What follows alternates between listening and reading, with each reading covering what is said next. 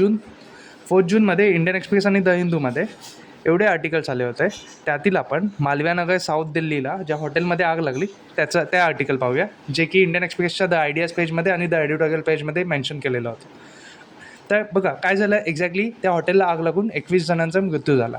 तर याच्यात आपण काय म्हणू शकतो, याच्यात फेल्युअर काय काय आहे? फेल्युअर काय काय आहे? तर अर्बन गव्हर्नन्स फेल्युअर आहे, फायर सेफ्टीचं निग्लिजन्स आहे, illegal commercialisation of residential commercial buildings आहे, वीक इन्स्पेक्शन सिस्टम्स आहेत, पुअर इमर्जन्सी प्रिपेअर्डनेस आहे, अनसेफ हॉस्पिटॅलिटी सेक्टर्स.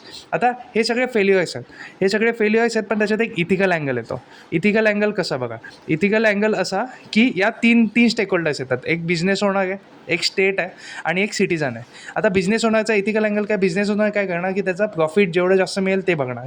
स्टेटचं काय अँगल आहे, स्टेटने यात बोलतात ना की सगळं लायसन्सिंग सिस्टीम म्हणा, जे काही चेक्स असतात, फायर सेफ्टी आहे की नाही त्या सगळ्या गोष्टी चेक करणं स्टेटचं होतं. त्यानंतर सिटीजनची पण रिस्पॉन्सिबिलिटी काय, सिटीजन पण अवेअर पाहिजे, चलता हे ॲटिट्यूड नाही पाहिजे सिटीजनचा.